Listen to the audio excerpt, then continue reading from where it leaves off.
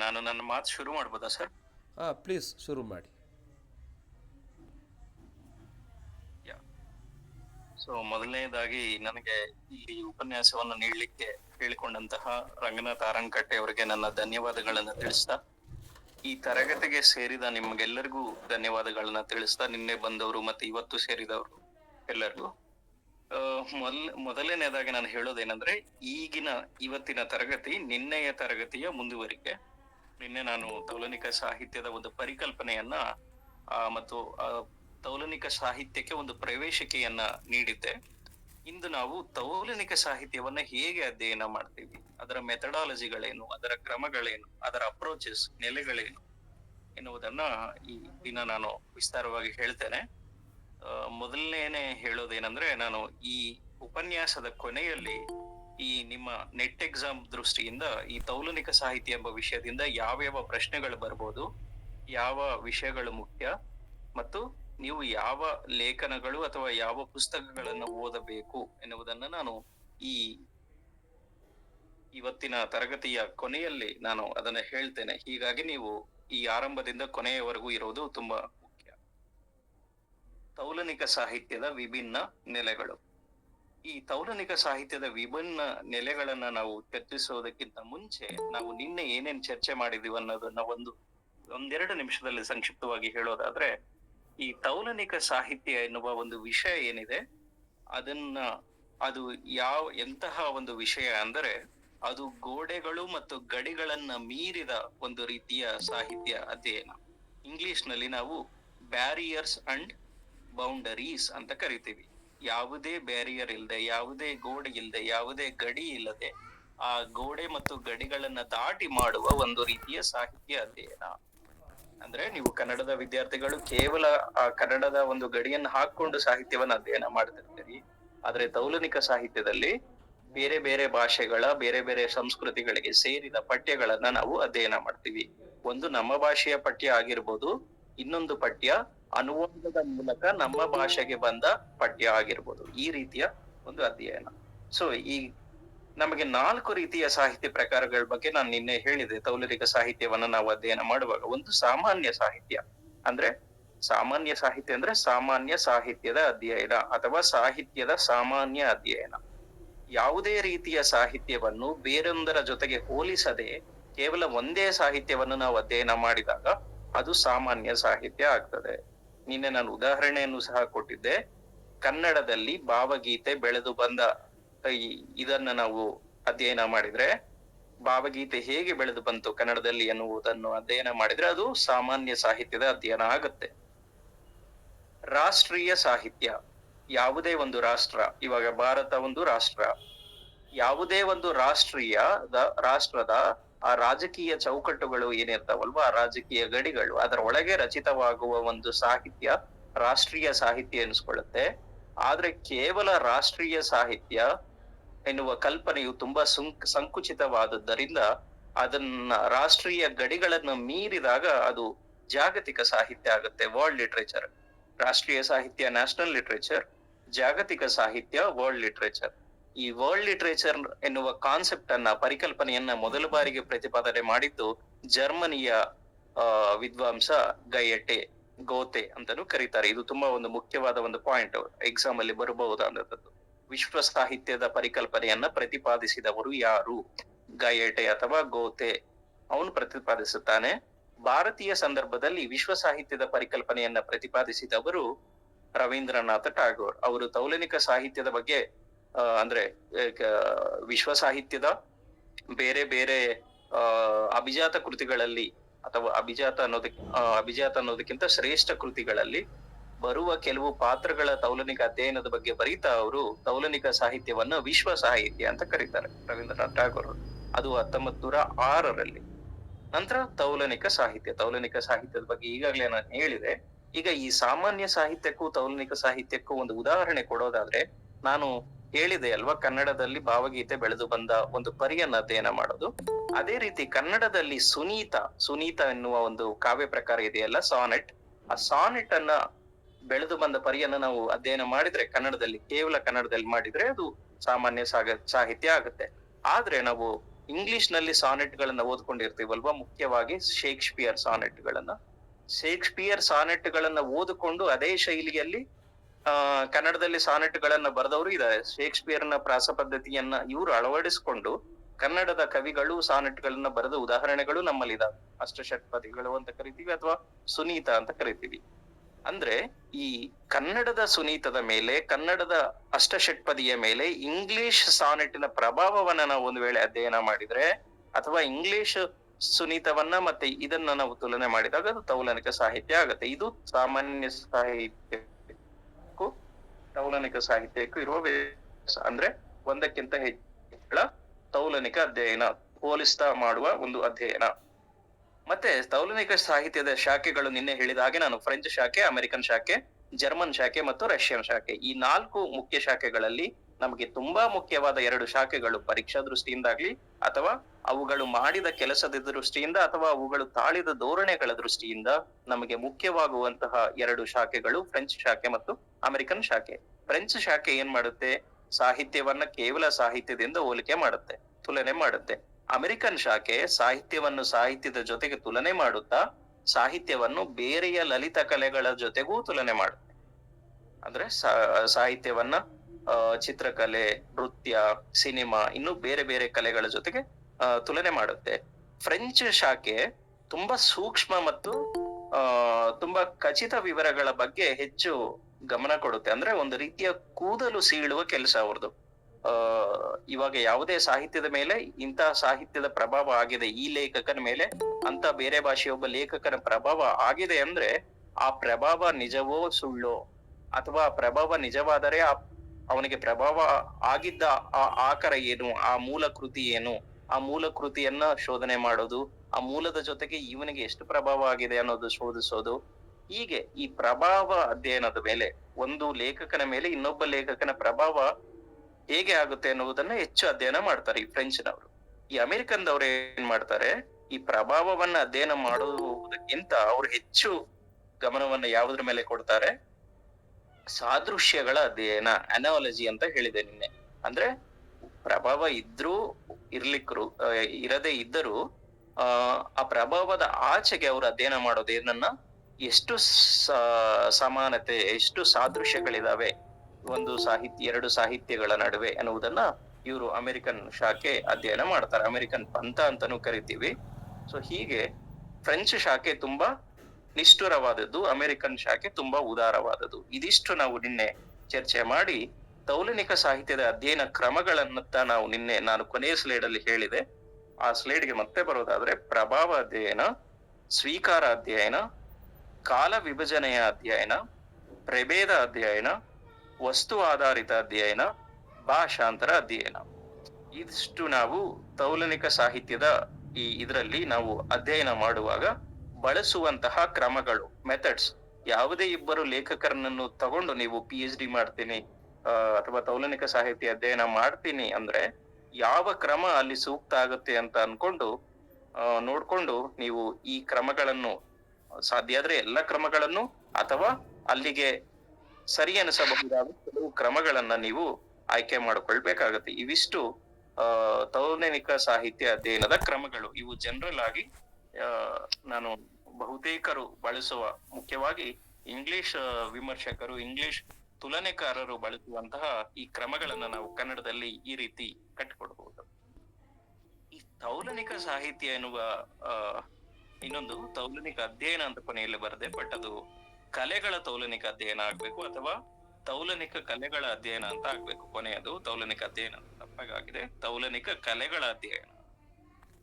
ನಂತರ ನಾವು ತೌಲನಿಕ ಸಾಹಿತ್ಯವನ್ನ ಅಭ್ಯಾಸ ಮಾಡುವವರು, ಇದು ಕೊನೆಯಲ್ಲೂ ಸಹ ಬರುತ್ತೆ ಮಾಹಿತಿ, ಒಂದು ರೀತಿಯ ಬೈಬಲ್ ಇದ್ದ ಹಾಗೆ ತೌಲನಿಕ ಸಾಹಿತ್ಯದಲ್ಲಿ ಎನ್ನುವ ಒಂದು ಪುಸ್ತಕ ಏನಂದ್ರೆ ಉಲ್ರಿಚ್ ವೇಸ್ಟೈನ್ ಅನ್ನುವ ಈ ಜರ್ಮನ್ ವಿದ್ವಾಂಸ ಬರೆದಂತಹ comparative literature and literary theory ಎನ್ನುವ ಒಂದು ಪುಸ್ತಕ. Comparative literature and literary theory ಎನ್ನುವ ಒಂದು ಪುಸ್ತಕ ಉಲ್ರಿಚ್ ವೇಸ್ಟೈನ್ ಅನ್ನೋನು ಬರೀತಾನೆ. ಅದರಲ್ಲಿ ಅವನು ಸೂಚಿಸುವ ತೌಲನಿಕ ಸಾಹಿತ್ಯದ ಅಧ್ಯಯನ ಕ್ರಮಗಳು ಯಾವುವು ಅಂದರೆ, ಪ್ರಭಾವ ಮತ್ತು ಅನುಕರಣೆ. ಕೇವಲ ಪ್ರಭಾವ ಅಧ್ಯಯನ ಅಂತ ಕರೆಯೋದಿಲ್ಲ, ಪ್ರಭಾವ ಮತ್ತು ಅನುಕರಣೆ. ಇಂಗ್ಲಿಷ್ ನಲ್ಲಿ ನಾವು ಅದನ್ನ ಇನ್ಫ್ಲೂಯೆನ್ಸ್ ಅಂತ ಕರಿತೇವೆ, ಪ್ರಭಾವ. ಅನುಕರಣೆ ಅಂದ್ರೆ ಇಮಿಟೇಷನ್. ಇದರ ಜೊತೆಗೆ ಸ್ವೀಕಾರ ಎರಡನೆಯದು. ಎರಡನೆಯ ಕ್ರಮ ಸ್ವೀಕಾರ. ಮೂರನೆಯದು ಕಾಲ ವಿಭಜನೆ. ನಾಲ್ಕನೆಯದು ಪ್ರಭಾವ ಅಥವಾ ಪ್ರಕಾರ, ಮುಖ್ಯವಾಗಿ ಪ್ರಭೇದ ಅಥವಾ ಪ್ರಕಾರ ಅಂತಾನೂ ನಾವು ಕೆಲವು ಸಲ ಕರಿತೀವಿ. ಮತ್ತು ವಸ್ತು ಆಧಾರಿತ ಅಧ್ಯಯನ. ಕೊನೆಯದಾಗಿ ಇಲ್ಲಿನೂ ಅದು ಮಿಸ್ ಆಗಿದೆ, ಕಲೆಗಳ ತೌಲನಿಕ ಅಧ್ಯಯನ. ಅಂತ ಎಕ್ಸ್ಟ್ರಾ ಕಲೆಗಳ ಆಗ್ಬೇಕದು, ಕಲೆಗಳ ತೌಲನಿಕ ಅಧ್ಯಯನ. ಇವಿಷ್ಟು ಉಲ್ರಿಚ್ ಸ್ಟೈನ್ ಸೂಚಿಸುವ ತೌಲನಿಕ ಸಾಹಿತ್ಯ ಅಧ್ಯಯನದ ಕ್ರಮಗಳು. ಇದು ನಿಮ್ಗೆ ಪರೀಕ್ಷಾ ದೃಷ್ಟಿಯಿಂದ ಮುಖ್ಯ ಆಗುತ್ತೆ. ಈ ಕೆಳಗಿನವುಗಳಲ್ಲಿ ತೌಲನಿಕ ಸಾಹಿತ್ಯದ ಈ ಕೆಳಗಿನ ಇವುಗಳಲ್ಲಿ ಯಾವುದು ತೌಲನಿಕ ಸಾಹಿತ್ಯ ಅಧ್ಯಯನದ ಕ್ರಮವಲ್ಲ ಅಂತ ಈ ಹಿಂದೆ ಪ್ರಶ್ನೆ ಪತ್ರಿಕೆಗಳಲ್ಲಿ ಕೇಳಿದ್ದಾರೆ. ಈ ಸ್ಲೈಡ್ ಮತ್ತೆ ನಾನು ಹಿಂದೆ ತೋರಿಸಿದ 2 ಸ್ಲೈಡ್ ಅನ್ನ ನೀವು ಗಮನಿಸಬೇಕು. ಇವಿಷ್ಟು ತೌಲನಿಕ ಸಾಹಿತ್ಯ ಅಧ್ಯಯನ ಮಾಡುವಾಗ ಬಳಸುವಂತಹ ಕ್ರಮಗಳು, ಮೆಥಡ್ಸ್. ಸೊ ಪ್ರಭಾವ, ಸ್ವೀಕಾರ, ಕಾಲ ವಿಭಜನೆ, ಪ್ರಭೇದ ಮತ್ತು ಅಥವಾ ಪ್ರಕಾರ, ವಸ್ತು ಆಧಾರಿತ ಅಧ್ಯಯನ ಮತ್ತು ಕಲೆಗಳ ತೌಲನಿಕ ಅಧ್ಯಯನ ಅಥವಾ ತೌಲನಿಕ ಕಲೆಗಳ ಅಧ್ಯಯನ, ಇವಿಷ್ಟು.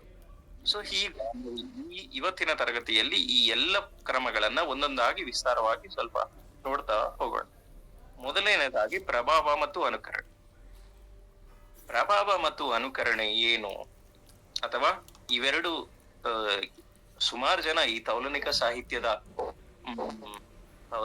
ಸಾಹಿತ್ಯವನ್ನ ಸೂಕ್ಷ್ಮವಾಗಿ ಓದದೇ ಇರೋರು ಅಥವಾ ಅದ್ರ ಬಗ್ಗೆ ಸ್ವಲ್ಪ ಹೆಚ್ಚು ಗಂಭೀರವಾಗಿ ಯೋಚನೆ ಮಾಡಿದವರು ಪ್ರಭಾವ ಮತ್ತು ಅನುಕರಣೆಗಳನ್ನ ಎರಡು ಸರಿಸಮಾನ ಏನೋ ಎನ್ನುವ ಅರ್ಥದಲ್ಲಿ ಬಳಸ್ತಾರೆ. ಆದ್ರೆ ಪ್ರಭಾವನೆ ಬೇರೆ, ಅನುಕರಣೆನೆ ಬೇರೆ. ಏನು ಹಾಗಾದ್ರೆ ಪ್ರಭಾವ ಮತ್ತು ಅನುಕರಣೆಯ ನಡುವಿನ ವ್ಯತ್ಯಾಸ ಏನು? ಪ್ರಭಾವ, ನಾವು ಯಾವುದೋ ಒಂದು ಪುಸ್ತಕವನ್ನ ಓದಿರ್ತೀವಿ, ಅಂದ್ರೆ ಲೇಖಕನಾದವನು ಮುಖ್ಯವಾಗಿ. ಒಂದು ನಾವು ಲೇಖಕರಾದ್ರೆ ನಾವು ಬರಿತೀವಿ, ಜೊತೆಗೆ ಬೇರೆಯವರ ಪುಸ್ತಕಗಳನ್ನು ಸಹ ಓದ್ತೀವಲ್ವಾ.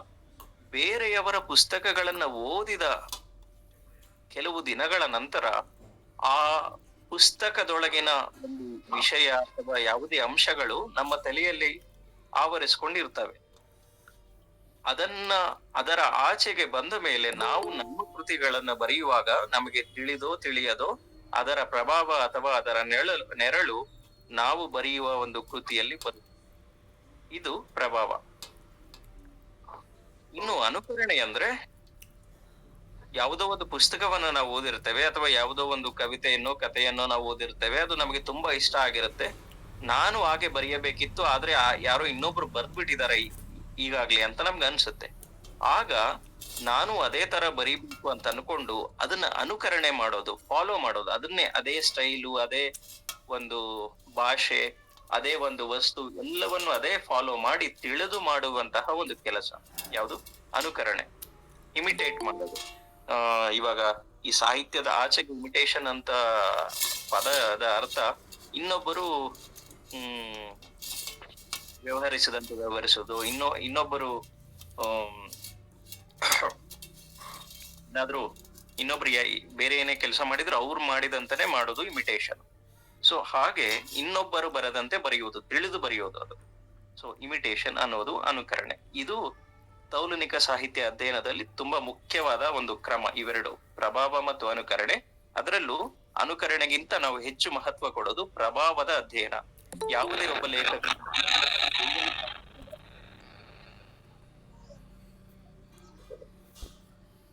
ಎಲ್ಲರೂ ಇದು ಆಡಿಯೋ ಮ್ಯೂಟ್ ಮಾಡ್ಬೇಕು ದಯವಿಟ್ಟು.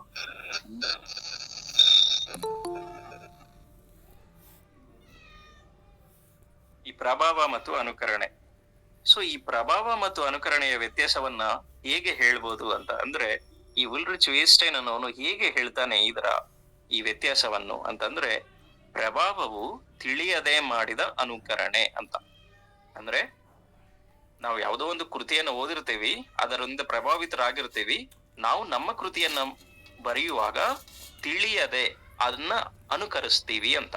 ಪ್ರಭಾವವು ತಿಳಿಯದೆ ಮಾಡಿದ ಅನುಕರಣೆ ಅಥವಾ ಮಾಡುವ ಅನುಕರಣೆ. ಮತ್ತೆ ಈ ಅನುಕರಣೆಯು ತಿಳಿದು ಸ್ವೀಕರಿಸಿದ ಪ್ರಭಾವ. ಪ್ರಭಾವವು ತಿಳಿಯದೆ ನಮ್ಮಲ್ಲಿ ಆಗುತ್ತೆ ಅನುಕರಣೆ ಆಗಿ. ಆದ್ರೆ ಈ ಅನುಕರಣೆಯು ನಮಗೆ ಗೊತ್ತಿರುತ್ತೆ, ಒಂದು ಕೃತಿಯನ್ನು ಓದಿದೀವಿ, ಅದರ ಪ್ರಭಾವವು ನಮ್ಮ ಮೇಲೆ ಇರುತ್ತೆ, ತಿಳಿದು ಮತ್ತೆ ಅದನ್ನೇ ಮಾಡೋದು ಅನುಕರಣೆ. So ಹೀಗೆ ಈ ಅನಾ ಬಾಲಿಕಿಯನ್ ಎನ್ನುವ ವಿದ್ವಾಂಸ ಏನೇ ಹೇಳ್ತಾಳೆ ಈ ಪ್ರಭಾವದ ಅಧ್ಯಯನದ ಬಗ್ಗೆ ಅಂದ್ರೆ, ತೌಲನಿಕ ಸಾಹಿತ್ಯದಲ್ಲಿ ನಾವು ಪ್ರಭಾವ ಅಧ್ಯಯನ ತುಂಬಾ ಮುಖ್ಯವಾಗಿ ಪರಿಗಣಿಸಬೇಕಾಗುತ್ತೆ. ಪ್ರಭಾವ ಅಧ್ಯಯನವು ತೌಲನಿಕ ಸಾಹಿತ್ಯದ ರೊಟ್ಟಿ ಮತ್ತು ಬೆಣ್ಣೆ. ಈಗ ಅನುವಾದ ಮಾಡ್ಬೋದೇನೋ ಇದನ್ನ. ಅಂದ್ರೆ ಇಂಗ್ಲಿಷ್ ನಲ್ಲಿ ಆಕೆ ಏನ್ ಹೇಳ್ತಾಳೆ, influence studies are the bread and butter of comparative literature. ಅಂದ್ರೆ ಒಂದು ಆಹಾರ.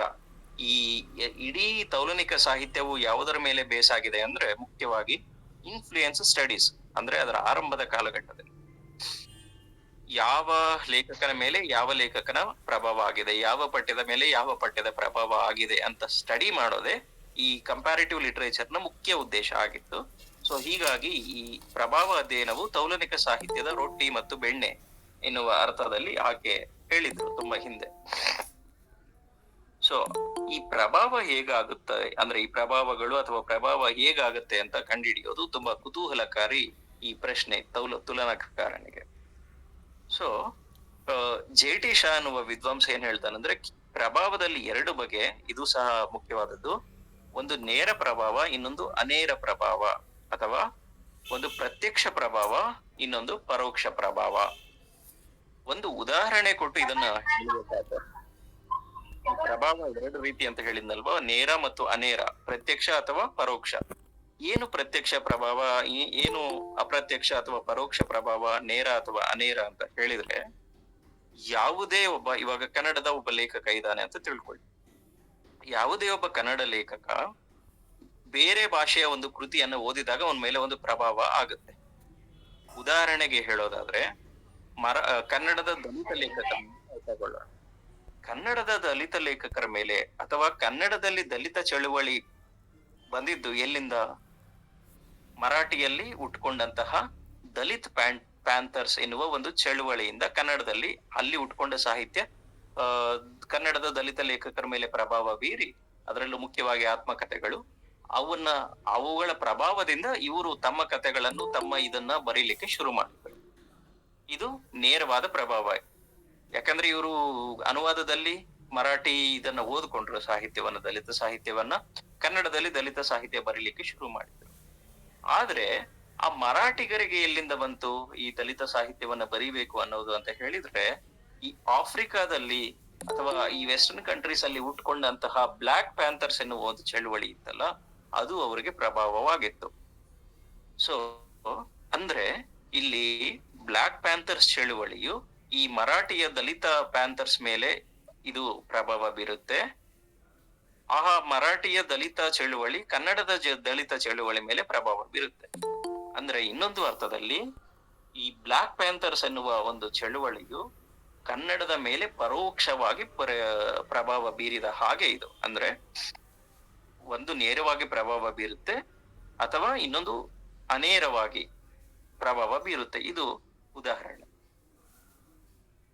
ಇನ್ನೊಂದು ಉದಾಹರಣೆಯನ್ನ ಕೊಡುವುದಾದ್ರೆ, ಈಗ ಇನ್ನೂ ಅನೇಕ ಉದಾಹರಣೆಗಳನ್ನ ಕೊಡ್ಬೋದು.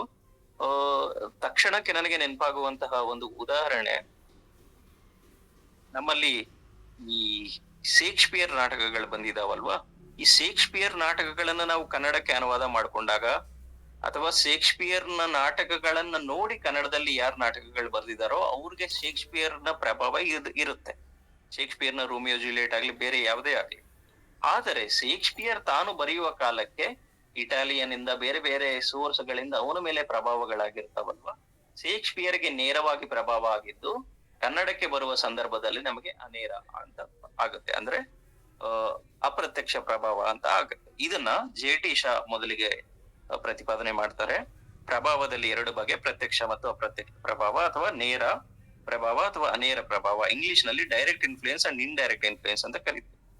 ಮತ್ತೆ ಈ ಜೆ.ಟಿ. ಶಾ ಇನ್ನೊಂದು ಮಾತು ಏನ್ ಹೇಳ್ತಾರೆ ಅಂದ್ರೆ, ಪ್ರಭಾವ ಅಧ್ಯಯನ ತುಂಬಾ ಮುಖ್ಯವಾದದ್ದು, ಕೇಂದ್ರ ಬಿಂದು ಅಂತ ಅನಾ ಬಾಲಿಕಿಯನ್ ಹೇಳಿದ್ರೆ, ಜೆ.ಟಿ. ಶಾ ಏನ್ ಹೇಳ್ತಾರೆ, ಪ್ರಭಾವ ಅಧ್ಯಯನ ತುಂಬಾ ಮುಖ್ಯವಾದದ್ದು ನಿಜ, ಆದ್ರೆ ಈ ಪ್ರಭಾವಗಳನ್ನ ಅಧ್ಯಯನ ಮಾಡ್ತಾ ಹೋಗೋದು ಒಂದು ತುಂಬಾ ಅಪಾಯಕಾರಿಯಾದ ಒಂದು ಕೆಲಸ. ಇದು influence studies is very dangerous ಅಂತ ಅವ್ರು ಕರೀತಾರೆ. ಯಾಕೆ ಡೇಂಜರಸ್ ಅಂತ ಅಂದ್ರೆ, ತುಂಬಾ ಪ್ರಸಿದ್ಧಿ ಪಡೆದ ಒಂದು ಕೃತಿ ಅಥವಾ ತುಂಬಾ ಪ್ರಸಿದ್ಧಿ ಪಡೆದ ಒಬ್ಬ ಲೇಖಕ ಒಂದು ಸಲ ಅದು ಪ್ರಭಾವಿತ ಕೃತಿ ಅಥವಾ ಅನುಕರಣೆ ಮಾಡಿದ ಕೃತಿ ಅಂತ ಗೊತ್ತಾದ್ರೆ ತನ್ನ ಸಾಹಿತ್ಯಿಕ ಕೀರ್ತಿ ಒಂದೇ ಸಲ ಕುಸಿದು ಹೋಗುತ್ತೆ, ಅವಮಾನಕ್ಕೆ ಈಡಾಗ್ತಾನೆ ಲೇಖಕನಾದವನು. ಹಾಗಾಗಿ ಇಂತಹ ಕೂದಲು ಸೀಳುವ ಕೆಲಸಗಳನ್ನ ಮಾಡೋದಕ್ಕಿಂತ ಈ ಸಾಹಿತ್ಯ ಅದು ಪ್ರಭಾವವೇ ಆದ್ರೂ ಅನುಕರಣೆ ಆದ್ರೂ ಅದು ನಿಜವಾಗಿ ನಮಗೆ ಆನಂದ ಕೊಡ್ತಾ ಇದ್ರೆ ಅದನ್ನ ಆನಂದಿಸೋದು ಮುಖ್ಯ. ಅಂದ್ರೆ ಈ ರೀತಿ ಈ ಪ್ರಭಾವಗಳನ್ನ ಪ್ರೇರಣೆಗಳನ್ನ ಹುಡುಕೋದಕ್ಕಿಂತ ಅಂತ ಅವರ ವಾದ. ಸೊ ಇನ್ನೊಂದು ಋಣಾತ್ಮಕ ಪ್ರಭಾವ ಅಂತಾನೂ ಇದೆ ಈ ಪ್ರಭಾವ ಅಧ್ಯಯನದಲ್ಲಿ. ಏನು ಋಣಾತ್ಮಕ ಪ್ರಭಾವ? Negative influence. ಯಾವುದೇ ಒಂದು ಪ್ರಭಾವ ತಕ್ಕ ಮಟ್ಟಿಗಿಂತ ತುಂಬಾ ಅಧಿಕವಾದಾಗ ಅದು ನೆಗೆಟಿವ್ ಇನ್ಫ್ಲೂಯೆನ್ಸ್ ಬೀರ್ಲಿಕ್ಕೆ ಶುರು ಮಾಡುತ್ತೆ. ಅಂದ್ರೆ ನಾನು ಓದಿದ್ದೀನಿ, ನನ್ನ ಮೇಲೆ ಪ್ರಭಾವ ಆಗಿದೆ, ನಾನು ಬರೀತಾ ಇದ್ದೇನೆ, ನನಗೆ ಗೊತ್ತೋ ಗೊತ್ತಿಲ್ಲದೆ ಯಾವ್ದು ಪ್ರಭಾವ. ಅನುಕರಣೆ, ನಾನು ಗೊತ್ತಿದ್ದು ಅದನ್ನ ಅನುಕರಣೆ ಮಾಡ್ತಾ ಇದ್ದೇನೆ. ಇನ್ನೊಂದು, ಏನೂ ಬದಲು ಮಾಡದೆ ಇಡಿಯಾಗಿ ಒಂದು ಕೃತಿಯನ್ನ ಅಲ್ಲಿ ಇದ್ದಿದ್ದನ್ನ ಇದ್ದಿದ್ದ ಹಾಗೆ ಬರೆಯುವಾಗ ಏನಾಗುತ್ತೆ, ಅದು ಪ್ರಭಾವವೂ ಆಗದೆ ಅನುಕರಣೆಯೂ ಆಗದೆ ನೇರ ಅನುವಾದ ಆಗುತ್ತೆ.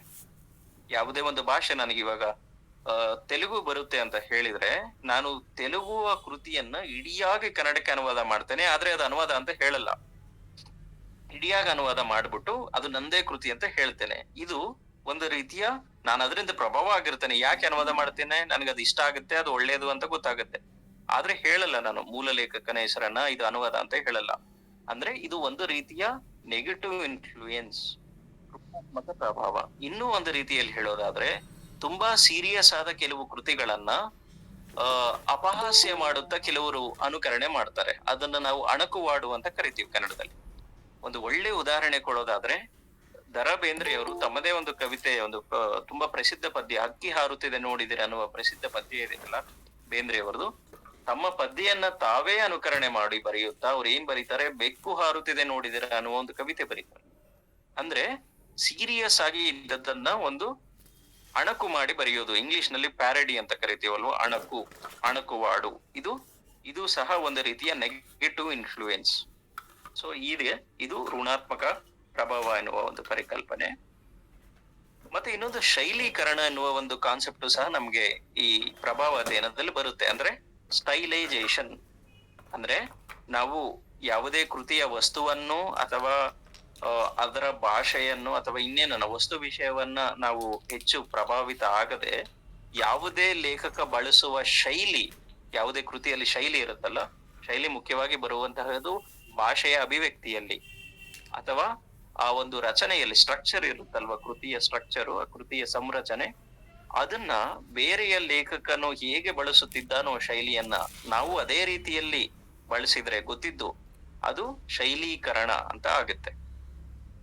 ನೀವು ಇದಕ್ಕೆ ಒಳ್ಳೆ ಉದಾಹರಣೆ ಅಂದ್ರೆ, ನಿಮ್ಮಲ್ಲಿ ಯಾರಿಗಾದ್ರೂ ಕವಿತೆ ಬರ್ತ್ಕೊಂಡ್ ಬನ್ನಿ ಅಂತ ನಿಮ್ಮ ಟೀಚರ್ಸ್ ಯಾರೋ ಹೇಳಿದಾಗ ನೀವು ಮೊದಲು ಇನ್ನು ಕವಿತೆ ಬರೆಯೋ ರೂಢಿ ಇಲ್ಲ ನಿಮ್ಗೆ, ಇವಾಗ ಬರಿತಾ ಇದ್ದೀರಿ ಅಂದ್ರೆ, ನೀವು ಬರೆಯುವ ಮೊದಲ ಕವಿತೆಗಳಲ್ಲಿ ಬೇಂದ್ರೆಯ ಸಾಲು, ಕುವೆಂಪು ಸಾಲು ಅಥವಾ ಬೇಂದ್ರೆ ಕುವೆಂಪು ಅಂತ ನಿಮಗೆ ಯಾರು ಮುಖ್ಯ ಕವಿಗಳು, ಒಳ್ಳೆಯ ಕವಿಗಳು ಅಥವಾ ನಿಮಗೆ ಇಷ್ಟವಾದ ಕವಿಗಳು ಅಂತ ಅನಿಸ್ತಾರೋ ಅವರ ಬರದ ಹಾಗೆ ನೀವು ಬರೀಲಿಕ್ಕೆ ಶುರು ಮಾಡ್ತೀರಿ.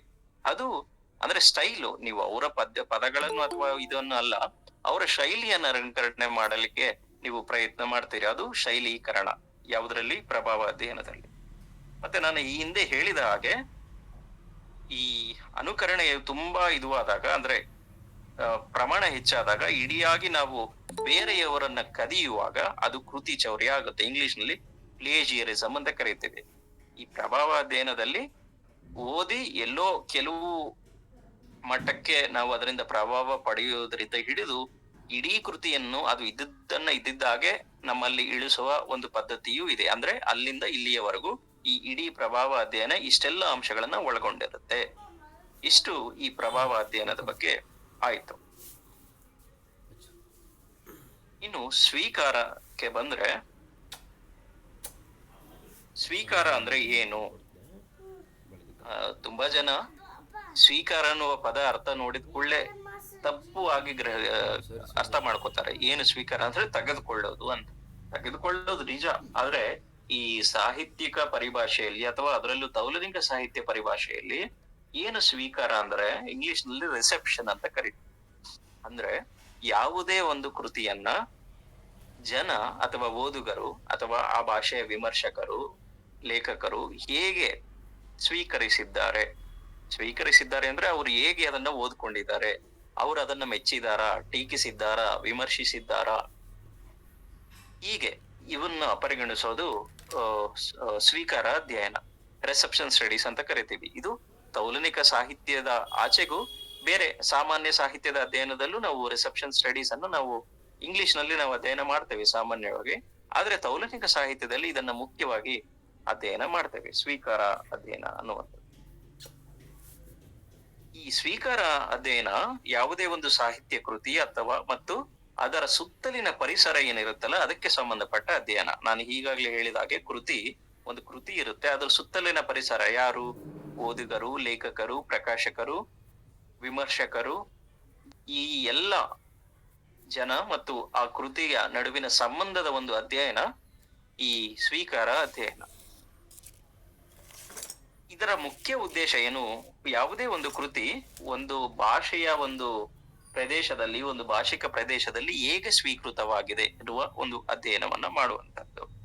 ತೌಲನಿಕ ನೆಲೆಯಿಂದ ನಾವು ಇದನ್ನು ನೋಡೋದಾದ್ರೆ, ಯಾವುದೇ ಒಂದು ಕೃತಿ, ಇವಾಗ ಉದಾಹರಣೆಗೆ ಕನ್ನಡದ ತುಂಬಾ ಮುಖ್ಯವಾದ ಕೃತಿ ಅಂತ ನಾವು ಯಾವುದನ್ನ ಅನ್ಕೊಂಡಿರ್ತೀವೋ ಅದಕ್ಕೆ ಅಷ್ಟೇ ಪ್ರಾಮುಖ್ಯತೆ ಬೇರೆ ಭಾಷೆಯಲ್ಲೂ ಬಂದಿರುತ್ತಾ? ಇವಾಗ ಕುವೆಂಪು ಅವರ ಮಲೆಗಳಲ್ಲಿ ಮದುಮಗಳು ಸುಮಾರು ಎಲ್ಲರೂ ಓದಿರ್ತಾರೆ, ಕನ್ನಡದ ಸಾಹಿತ್ಯದ ವಿದ್ಯಾರ್ಥಿಗಳು ಅಟ್ಲೀಸ್ಟ್. ಆ ಕೃತಿ ತೆಲುಗುಗೋ ತಮಿಳಿಗೋ ಅನುವಾದಗೊಂಡಾಗ ಕನ್ನಡದಲ್ಲಿ ಯಾವ ಎತ್ತರದಲ್ಲಿಟ್ಟು ನಾವು ಆ ಕೃತಿಯನ್ನ ಓದ್ತಾ ಇದ್ವೋ, ಯಾವ ಎತ್ತರದಲ್ಲಿಟ್ಟು ಅದನ್ನ ಆರಾಧನೆ ಮಾಡ್ತಾ ಇದ್ದೇವೋ ಒಂದು ಸಾಹಿತ್ಯ ಕೃತಿ, ಅದು ಬೇರೊಂದು ಭಾಷೆಗೆ ಅನುವಾದ ಆಗಿದಾಗ ಆ ಭಾಷೆಯ ಜನರು ಅದನ್ನು ಹೇಗೆ ಸ್ವೀಕರಿಸ್ತಾರೆ? ನಾವು ಎಷ್ಟು ಎತ್ತರದಲ್ಲಿಟ್ಟಿದ್ವೋ ಅವರು ಅದನ್ನ ಆ ಎತ್ತರದಲ್ಲಿ ಇಡ್ತಾರಾ, ಅಥವಾ ಅವರು ಅದನ್ನು ಓದೋದೇ ಇಲ್ವೋ, ಹೇಗೆ ಎನ್ನುವ ಒಂದು ಪ್ರಶ್ನೆ ಈ ಸ್ವೀಕಾರ ಅಧ್ಯಯನದಲ್ಲಿ ಬರುತ್ತೆ. ಒಳ್ಳೆ ಉದಾಹರಣೆ ಕೊಡೋದಾದ್ರೆ, ತಮಿಳಿನ ದಲಿತ ಲೇಖಕಿ ಬಾಮ ಅವರ ಕರಕ್ಕು ಅನ್ನುವ ಒಂದು ಆತ್ಮಕಥೆ, ಅವರು ಒಂದ್ ಕಡೆ ಇಂಟರ್ವ್ಯೂ ಅಲ್ಲಿ ಹೇಳ್ತಾರೆ, ಅವರು ಅದು ಬರೆದ ಮೊದಲ ವರ್ಷಗಳಲ್ಲಿ ಯಾರು ಅದರ ಬಗ್ಗೆ ಹೆಚ್ಚು ಚರ್ಚೆ ಮಾಡ್ಲಿಲ್ಲ. ಯಾವ ವಿಶ್ವವಿದ್ಯಾಲಯದ, ತಮಿಳುನಾಡಿನ ಯಾವುದೇ ವಿಶ್ವವಿದ್ಯಾಲಯದಲ್ಲೂ ಅದು ಅಷ್ಟೇನು ಪಠ್ಯವೂ ಆಗ್ಲಿಲ್ಲ.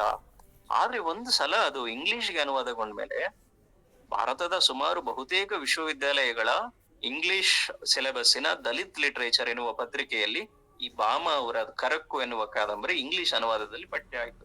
ಆದ್ರೆ ತಮಿಳಿನಲ್ಲಿ ಅಷ್ಟು ಇದು ಬರ್ಲಿಲ್ಲ ಅದಕ್ಕೆ ಮೊದಲು. ಈ ಒಂದು ವ್ಯತ್ಯಾಸವನ್ನ ನೋಡೋದು. ಯಾಕೆ ಒಂದು ಸಾಹಿತ್ಯ ಕೃತಿ ಒಂದು ಸಂಸ್ಕೃತಿಯಲ್ಲಿ, ಒಂದು ಭಾಷಿಕ ಪರಿಸರದಲ್ಲಿ ಮಹತ್ವ ಪಡೆಯುತ್ತದೆ, ಇನ್ನೊಂದು ಭಾಷೆಯಲ್ಲಿ ಯಾಕೆ ಪಡೆಯಲ್ಲ, ಕಾರಣಗಳು ಏನು ಎನ್ನುವಂಥದ್ದು. ಅದೇ ರೀತಿ ದೇವನೂರು ಮಹಾದೇವ ಅವರ ಕುಸುಮಬಾಲೆ ತಗೊಂಡ್ರೆ ನಾವು ಬಹುತೇಕ ಎಲ್ಲ ವಿಶ್ವವಿದ್ಯಾಲಯಗಳಲ್ಲಿ ಅದು ಪಠ್ಯ ಆಗಿರುತ್ತದೆ, ಕುಸುಮಬಾಲೆಯೋ ಅಥವಾ ಅವರ ಬೇರೆ ಇನ್ನೊಂದು ಒಡಲಾಳ ಕಾದಂಬರಿಯೋ. ಆದ್ರೆ ಅವುಗಳ ಅನುವಾದಗಳು ಬೇರೆ ಭಾಷೆಯಲ್ಲಿ ಬಂದಿದ್ದೇವಲ್ವಾ, ಅದ್ರ ಬಗ್ಗೆ ತುಂಬಾ ಸೈಲೆನ್ಸ್ ಇದೆ ಬೇರೆ ಕಡೆ. ಯಾಕೆ ಎನ್ನುವ ಒಂದು ಪ್ರಶ್ನೆಗಳನ್ನ ನಾವು ಈ ಸ್ವೀಕಾರ ಅಧ್ಯಯನದಲ್ಲಿ ಹೇಳ್ಕೊಳ್ತೇವೆ. ಅಂದ್ರೆ ಒಂದೇ ಕೃತಿಯು ಬೇರೆ ಬೇರೆ ಭಾಷೆಗಳಲ್ಲಿ ಹೇಗೆ ಸ್ವೀಕೃತ ಆಗುತ್ತೆ, ಒಂದು ಭಾಷೆಯಲ್ಲಿ ಕ್ಲಾಸಿಕ್ ಅನಿಸಿಕೊಂಡ ಕೃತಿಯು ಬೇರೆ ಭಾಷೆಗೂ ಅನುವಾದ ಆಗಿದಾಗ ಅದು ಕ್ಲಾಸಿಕ್ ಆಗಿ ಉಳಿಯುತ್ತದೆಯೇ ಎನ್ನುವ ಒಂದು ಮುಖ್ಯ ಪ್ರಶ್ನೆ. ಇದರ ಜೊತೆಗೆ ಒಂದೇ ಕೃತಿಯನ್ನ ಬೇರೆ ಬೇರೆ ಕಾಲಘಟ್ಟದಲ್ಲಿ ಹೇಗೆ ಸ್ವೀಕರಿಸಲಾಯಿತು ಎನ್ನುವ ಪ್ರಶ್ನೆಯೂ ನಮಗೆ ಇಲ್ಲಿ ಮುಖ್ಯ ಆಗ್ತದೆ. ಅಂದ್ರೆ ನಾನು ನಿನ್ನೆ ಇದ್ರ ಬಗ್ಗೆ ಸ್ವಲ್ಪ ಹೇಳಿದ್ದೆ, ಮರು ಓದು ಮಾಡೋದು, ರೀರೀಡಿಂಗ್ ಅಂತ ಕರಿತೇವೆ ನಾವು. ಅಂದ್ರೆ ನಮ್ಗೆ ಇವಾಗ ಪಂಪ, ಕುಮಾರವ್ಯಾಸ, ನಮ್ಗೆ ಈ ಪ್ರಾಚೀನ ಕವಿಗಳಿದಾರಲ್ಲ, ಅವರ ಕಾವ್ಯವನ್ನ ಅಥವಾ ಅವರ ಸಾಹಿತ್ಯವನ್ನ ಒಂದೊಂದು ತಲೆಮಾರು ಹೇಗೆ ಓದ್ತಾ ಬರ್ತಾ ಇದೆ, ಹೇಗೆ ಅನುಸಂಧಾನ ಮಾಡ್ತಾ ಇದೆ, ಆ ಹಳೆಯ ಕಾಲಕ್ಕೂ ಈಗಿನ ಕಾಲಕ್ಕೂ ಏನಾದ್ರೂ ಹೊಸ ಒಳನೋಟಗಳು ನಮ್ಗೆ ಸಿಕ್ಕಿದಾವ, ಹೀಗೆ ಚಾರಿತ್ರಿಕವಾಗಿ ಸಾಹಿತ್ಯ ಕೃತಿಯನ್ನ ಸ್ವೀಕರಿಸ್ತಾ ಬರೋದು ಸಹ ನಾವು ಈ ಸ್ವೀಕಾರದ ಅಧ್ಯಯನದಲ್ಲಿ ನೋಡ್ತೇವೆ. ಯಾಕಂದ್ರೆ ಎಷ್ಟೋ ಸಲ ಒಂದು ಕಾಲದಲ್ಲಿ ತುಂಬಾ ಎತ್ತರದಲ್ಲಿದ್ದಂತಹ ಕೃತಿ, ಜನರ ಮನ್ನಣೆಯನ್ನು ಪಡೆದಂತಹ ಕೃತಿ ಈಗಿನ ಸಂದರ್ಭದಲ್ಲಿ ಅಷ್ಟೇನು ಮಹತ್ವ ಇಲ್ಲ ಅಂತ ಅನಿಸ್ತಾ ಇರ್ಬೋದು ನಮ್ಗೆ. ಕೆಲವು ಕೃತಿಗಳು ಕಾಲಾತೀತವಾಗಿ ನಿಲ್ತವೆ, ಅಂದ್ರೆ ಯಾವುದೇ ಕಾಲಕ್ಕೂ ಒಪ್ಪುವಂತಹ, ಮುಂದೇನು ಅದು ಕ್ಲಾಸಿಕ್ ಅನಿಸ್ಕೊಳ್ಳುವಂತಹ ಕೆಲವು ಕೃತಿಗಳು ಇರ್ತವೆ. ಇದನ್ನ ಪರೀಕ್ಷೆ ಮಾಡುವಂತಹದ್ದು, ಯಾವುದೇ ಒಂದು ಕೃತಿ ಕಾಲಾತೀತವಾಗಿ ನಿಲ್ಲುತ್ತೋ ಇಲ್ಲೋ ಎನ್ನುವುದನ್ನ ಪರೀಕ್ಷೆ ಮಾಡುವಂತಹದ್ದು ಸಹ ನಾವು ಈ ಸ್ವೀಕಾರ ಅಧ್ಯಯನದಲ್ಲಿ ನೋಡ್ತೇವೆ. ಸೊ ಈ ಸ್ವೀಕಾರ ಅಧ್ಯಯನ ಮಾಡುವಾಗ ನಮಗೆ ಮುಖ್ಯವಾಗುವಂತಹ ಅಂಶಗಳೇನಂದ್ರೆ ಸಾಹಿತ್ಯಿಕ ಅದೃಷ್ಟ, ಲಿಟರರಿ ಫಾರ್ಚ್ಯೂನ್ ಇಂಗ್ಲಿಷ್ ಅಲ್ಲಿ ಕರೀತಾರೆ. ಲಿಟರರಿ ಸಕ್ಸೆಸ್, ಸಾಹಿತ್ಯಿಕ ಯಶಸ್ಸು. ಯಾವುದೇ ಒಂದು ಕೃತಿಗೆ ಸಾಹಿತ್ಯಿಕ ಅದೃಷ್ಟ ಇರುವ ತನಕ ಅದು ಚಲಾವಣೆಯಲ್ಲಿ ಇರುತ್ತೆ, ಕೃತಿ ಅಥವಾ ಲೇಖಕ. ಸಾಹಿತ್ಯಿಕ ಯಶಸ್ಸು ಅಂದ್ರೆ ತುಂಬಾ ಜನ ಲೇಖಕರು ಬರೀತಾರೆ, ಆದ್ರೆ ಚಲಾವಣೆಯಲ್ಲಿ ಕೆಲವರು ಮಾತ್ರ ಇರ್ತಾರೆ. ಅಂದ್ರೆ ಜನರ ಬಾಯಲ್ಲಿ, ಪತ್ರಿಕೆಗಳಲ್ಲಿ, ಸೋಷಿಯಲ್ ಮೀಡಿಯಾಗಳಲ್ಲಿ ಕೆಲವರು ಮಾತ್ರ ರಾರಾಜಿಸ್ತಾ ಇರ್ತಾರೆ ಲೇಖಕರನ್ನ. ಯಾಕೆ ಇದು ಅಂದ್ರೆ ಅವರ ಆ ಕೃತಿಯ ಸಾಹಿತ್ಯಿಕ ಅದೃಷ್ಟ ಇರ್ಬೋದು, ಲಿಟರರಿ ಫಾರ್ಚ್ಯೂನ್, ಅಥವಾ ಆ ಯಶಸ್ಸು ಇರ್ಬೋದು. ಈ ಎರಡೂ ಅಂಶಗಳ ಹಿಂದೆ ರಾಜಕೀಯನೂ ಇರುತ್ತೆ, ಅಥವಾ ಅವ್ರು ಮಾಡುವಂತಹ ಕೆಲವು ಕಾರ್ಯಕಲಾಪಗಳು ಇರ್ತವೆ.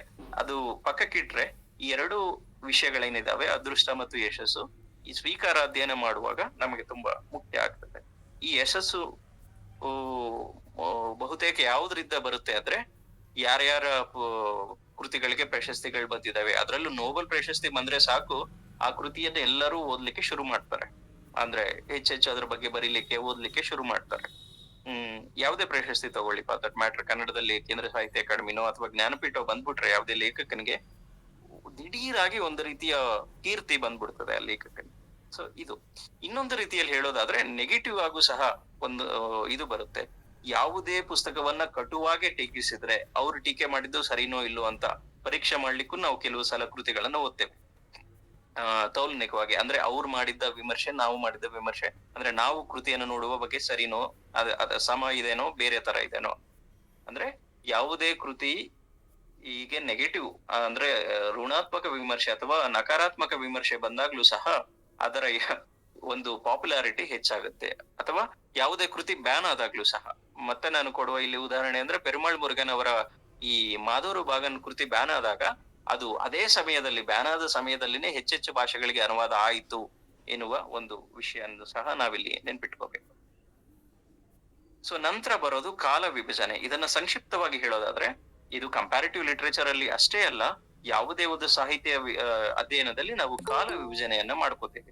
ಕನ್ನಡದ ವಿಷಯಕ್ಕೆ ಬಂದ್ರೆ, ನಾನು ನಿನ್ನೆ ಹೇಳಿದ ಹಾಗೆ ಪ್ರಾಚೀನ, ಮಧ್ಯಕಾಲೀನ, ಆಧುನಿಕ ಅಂತ ನಾವು ಏನು ವಿಭಜನೆ ಮಾಡ್ಕೋತೀವೋ, ಅದೇ ರೀತಿ ತೌಲನಿಕ ಸಾಹಿತ್ಯ ನಮಗೆ ಸುಗಮ ಆಗ್ಬೇಕಾದ್ರೆ ಒಂದು ಕಾಲ ವಿಭಜನೆಯನ್ನ ಮಾಡ್ಕೋಬೇಕು ಅಂತ ಅನೇಕರು ಹೇಳಿದ್ದಾರೆ. ಆದ್ರೆ ನಿನ್ನೆ ನಾನು ತೌಲನಿಕ ಸಾಹಿತ್ಯ ಒಂದು ಬೋಗಸ ಸಬ್ಜೆಕ್ಟ್ ಅಂತ ಏನು ವಿಮರ್ಶಕರು ಕೆಲವರು ಹೇಳಿದ್ರು, ಅದೇ ವಿಮರ್ಶಕರು ಕೆಲವರು ಈ ಕಾಲ ವಿಭಜನೆ ಮಾಡೋದು ಸಹ ಬೋಗಸ್ ಅಂತ ಹೇಳಿದ್ದಾರೆ. ಸೊ ಏನು ಕಾಲ ವಿಭಜನೆ? ಮುಖ್ಯವಾಗಿ ಯುಗ ಅಂತ ಒಂದು ಕಾನ್ಸೆಪ್ಟ್ ಬರುತ್ತೆ ಕಾಲ ವಿಭಜನೆಯಲ್ಲಿ. ಏಜ್ ಅಂತ ನಾವು ಕರಿತೀವಿ. ಆ ಏಜಿನ ಒಂದು ಆರಂಭ ಇರುತ್ತಲ್ಲ, ಇರಾ ಅಂತ ಕರಿತೀವಿ, ಅಥವಾ ಮುಖ್ಯವಾಗಿ ಎಪೋ ಅಂತ ಕರಿತೀವಿ ಇಂಗ್ಲಿಷ್ ನಲ್ಲಿ. ಆ ಯುಗಾರಂಭ ಆದಾಗ ಒಂದು ರೀತಿಯ ಕಾವ್ ಇರುತ್ತಲ್ಲ ಯಾವುದೇ ಒಂದು ಸಾಹಿತ್ಯಿಕ ಯುಗದಲ್ಲಿ, ಅದನ್ನ ನೋಡೋದು ಯುಗಾರಂಭ. ಇದು ಒಂದು ಮುಖ್ಯವಾದ ಒಂದು ವಿಂಗಡಣೆ. ಮೊದಲು ಯುಗಾರಂಭ, ಇಂಗ್ಲಿಷ್ ನಲ್ಲಿ ಎಪೋ ಅಂತ ಕರಿತೀವಿ. ನೆಕ್ಸ್ಟ್ ಯುಗ, ಏಜ್ ಅಂತ ಕರಿತೀವಿ. ಅಂದ್ರೆ ಯಾವುದೇ ಲೇಖಕನ ಹೆಸರಿನಲ್ಲಿ ಆ ಯುಗ ಅಂತ ಕರಿತೀವಿ. ಇವಾಗ ಪಂಪ ಯುಗ, ಪಂಪ ಪೂರ್ವ ಯುಗ ಹೀಗೆ ಕರಿತೀವಲ್ವಾ, ಅದು ಏಜ್ ಇಂಗ್ಲಿಷ್ ನಲ್ಲಿ. ಅಥವಾ ನಾವು ಇಂಗ್ಲಿಷ್ ಸಾಹಿತ್ಯದಲ್ಲಿ ರೋಮನ್ ಏಜು, ವಿಕ್ಟೋರಿಯನ್ ಏಜು ಹಾಗೆ ಕರಿತೀವಲ್ವಾ, ಅದು ಏಜ್. ಯುಗಾರಂಭ ಯುಗದ ಆದಿಯನ್ನ ಸೂಚಿಸುತ್ತೆ, ಯುಗ ಏಜ್, ಇಡೀ ಏಜ್ ಅನ್ನ ಸೂಚಿಸುತ್ತೆ. ನೆಕ್ಸ್ಟ್ ಬರುವಂತಹದ್ದು ಕಾಲ, ಕಾಲಘಟ್ಟ ಅನ್ಬೋದು, ಅಥವಾ ಕಾಲ ಅಂದ್ರೆ ಏನದು, ಪೀರಿಯಡ್. ಅಂದ್ರೆ ಯಾವುದೇ, ಅಂದ್ರೆ ಯುಗಕ್ಕಿಂತ ಸ್ವಲ್ಪ ಚಿಕ್ಕದಾದದ್ದು ಪೀರಿಯಡ್. ಈ ಕಾಲಕ್ಕಿಂತಲೂ ಚಿಕ್ಕದಾದದ್ದು ಪೀಳಿಗೆ. ಪೀಳಿಗೆ ಅಂದ್ರೆ ಏನು ಇಂಗ್ಲಿಷ್ ನಲ್ಲಿ? ಜನರೇಷನ್. ಪೀಳಿಗೆ ಅಂತ ಕರಿತೀವಲ್ವಾ ನಾವು ಸಾಹಿತ್ಯದ ಆಚೆಗೆ ನೋಡೋದಾದ್ರೆ. ನಿಮ್ಮ ತಾತನ ಜನರೇಷನ್ ಮತ್ತೆ ನಿಮ್ಮ ತಂದೆಯ ಜನರೇಷನ್, ನಿಮ್ಮ ಜನರೇಷನ್, ಈ ಎಲ್ಲ 3 ಪೀಳಿಗೆಗಳ ನಡುವೆ, ಒಂದು ತಲೆಮಾರಿನ ನಡುವೆ 20 ವರ್ಷದ ಅಂತರ ಇರುತ್ತಲ್ಲ, ಅದು ಪೀಳಿಗೆ. ಈ ಕಾಲಕ್ಕಿಂತ ಚಿಕ್ಕದಾದದ್ದು ಈ ಪೀಳಿಗೆ ಅನ್ನುವುದು, ಪೀರಿಯಡ್ಗಿಂತ ಚಿಕ್ಕದಾದದ್ದು. ಮತ್ತೆ ಇನ್ನೊಂದು ಚಳುವಳಿ. ಚಳುವಳಿ ಅಂದ್ರೆ ಮೂವ್ಮೆಂಟ್. ಯಾವುದೇ ಒಂದು ಸಾಹಿತ್ಯ ಸಂವೇದನೆಯು ತುಂಬಾ ಉಚ್ಛ್ರಾಯದಲ್ಲಿದ್ದಾಗ ಆ ಸಂವೇದನೆಯ ಜೊತೆಗೆ ಒಂದು ಚಳುವಳಿಯನ್ನ ಕಟ್ಟೋದು. ಇವಾಗ ಕನ್ನಡದಲ್ಲಿ ಉದಾಹರಣೆ, ಈ ನಮ್ಮ ಪಾಶ್ಚಾತ್ಯ ದೇಶಗಳಲ್ಲಿ ಬಂದಂತಹ ಮಹಿಳಾ ಆಂದೋಲನ, ವುಮೆನ್ಸ್ ಮೂವ್ಮೆಂಟ್ ಏನ್ ಬಂತು, ವುಮೆನ್ಸ್ ಲಿಬರೇಷನ್ ಮೂವ್ಮೆಂಟ್, ಅದರ ಪರಿಣಾಮವಾಗಿ ಭಾರತದ ಈ ರಾಜ್ಯಗಳಲ್ಲಿ 70-80ರ ದಶಕಗಳಲ್ಲಿ ಒಂದು ಚಳುವಳಿ ಬಂತು, ಮಹಿಳಾ ಸಾಹಿತ್ಯದ ಚಳುವಳಿ. ಮತ್ತೆ ಅದೇ ರೀತಿಯಾಗಿ ದಲಿತ ಬಂಡಾಯ ಚಳುವಳಿಗಳೇನಿದಾವಲ್ವಾ, ಅವನ್ನ ವಿಂಗಡಣೆ ಮಾಡುದು ಇದು. ಚಳುವಳಿ ಅನ್ನುವ ಒಂದು ಇದು ಮೂವ್ಮೆಂಟ್ ಅಂತ ಕರಿತೇವೆ ಇಂಗ್ಲಿಷ್. ಮತ್ತೆ ಈ ಎಲ್ಲ ಇವು ಈ ಎಲ್ಲ ಯುಗ ವಿಭಜನೆ ಅಥವಾ ಕಾಲ ವಿಭಜನೆ ಇದೆ ಅಲ್ವಾ, ಈ ಪ್ರತಿಯೊಂದು ಇದಕ್ಕೂ ತನ್ನದೇ ಆದ ಒಂದು ಯುಗ ಧರ್ಮ ಇರುತ್ತೆ. ಆ ಯುಗ ಧರ್ಮಕ್ಕೆ ತಕ್ಕಂತೆ ಸಾಹಿತ್ಯ ರಚನೆ ಆಗುತ್ತೆ. ಈ ತೌಲನಿಕ ಸಾಹಿತ್ಯ ಏನ್ ಕೆಲಸ ಮಾಡುತ್ತೆ, ತೌಲನಿಕ ಸಾಹಿತ್ಯ ಏನ್ ಹೇಳುತ್ತೆ ಈ ಕಾಲ ವಿಭಜನೆ ಬಗ್ಗೆ, ಏಕೆ ನಾವು ಈ ಕಾಲ ವಿಭಜನೆಯನ್ನ ತೌಲನಿಕ ಸಾಹಿತ್ಯದಲ್ಲಿ ನೋಡ್ಬೇಕಂತ ಹೇಳಿದ್ರೆ, ಕನ್ನಡದಲ್ಲಿ ನವೋದಯ ಕಾಲ ನವೋದಯ ಪೀರಿಯಡ್ ಬಂದಾಗ ಅದು ತಮಿಳು ಸಾಹಿತ್ಯದಲ್ಲೂ ಅದೇ ಕಾಲಕ್ಕೆ ನವೋದಯ ಪೀರಿಯಡ್ ಬಂತು ಅಂತ ಅರ್ಥ ಅಲ್ಲ. ಯಾವುದೇ ಒಂದು ಕಾಲ ವಿಭಜನೆ ಭಾಷೆಯಿಂದ ಭಾಷೆಗೆ, ಸಾಹಿತ್ಯದಿಂದ ಸಾಹಿತ್ಯಕ್ಕೆ ಬೇರೆ ಬೇರೆ ಆಗಿರುತ್ತಲ್ಲ, ಇಲ್ಲಿ ಅದು ಬಂದಾಗ ಅಲ್ಲಿ ಏನಿತ್ತು ಬೇರೆ ಒಂದು ಭಾಷೆಯಲ್ಲಿ ಬೇರೆ ಒಂದು ಸಾಹಿತ್ಯದಲ್ಲಿ ಅಂತ ನಾವು ತಿಳ್ಕೊಳ್ಳಿಕ್ಕೆ ಈ ಕಾಲ ವಿಭಜನೆಯನ್ನ ಸಾಹಿತ್ಯಗಳಲ್ಲಿ ತೌಲನಿಕವಾಗಿ ನೋಡ್ತೇವೆ. ಈಗ ತೆಲುಗು ಸಾಹಿತ್ಯದಲ್ಲಿ ಈ ನವ್ಯ ಚಳುವಳಿ ಬರ್ಲೇ ಇಲ್ಲ. ನಮ್ಮಲ್ಲಿ ಬಂತು ನವ್ಯ, ನವೋದಯದ ನಂತರ ಪ್ರಗತಿಶೀಲ ನವ್ಯ ಅಂತ ಬಂತು. ಆದ್ರೆ ಅಲ್ಲಿ ಪ್ರೋಗ್ರೆಸಿವ್ ಪ್ರಗತಿಶೀಲ ಇದೆ, ಆದ್ರೆ ಇದು ಇಲ್ಲ, ನವ್ಯ ಇಲ್ಲ. ತೆಲುಗು ಸಾಹಿತ್ಯದಲ್ಲಿ ನವ್ಯ ಚಳುವಳಿ ಇಲ್ಲ. ಕೆಲವರು ನವ್ಯ ಶೈಲಿಯಲ್ಲಿ ಬರೆದ್ರು, ಆದ್ರೆ ಅದು ಚಳುವಳಿಯಾಗಿ ಬರ್ಲಿಲ್ಲ. ಈ ರೀತಿಯ ಕೆಲವು ಅಂಶಗಳನ್ನ ನಾವು ತೌಲನಿಕ ಸಾಹಿತ್ಯದಲ್ಲಿ ಮಾತ್ರ ನೋಡಕ್ ಸಾಧ್ಯ. ಸೊ ಇದು ಈ ಕಾಲ ವಿಭಜನೆಯ ಬಗ್ಗೆ ಹೇಳೋದಾದ್ರೆ. ನೆಕ್ಸ್ಟ್ ಪ್ರಭೇದ ಅಂತ ಹೇಳಿದ್ರೆ ಏನು, ಇಂಗ್ಲಿಷ್ ನಲ್ಲಿ ಜಾನ್ರ ಅಂತ ಕರಿತೀವಿ. GNRE, ಜಾನ್ರ, ಸಾಹಿತ್ಯದ ಪ್ರಭೇದಗಳು, ಪ್ರಭೇದದ ಅಧ್ಯಯನ.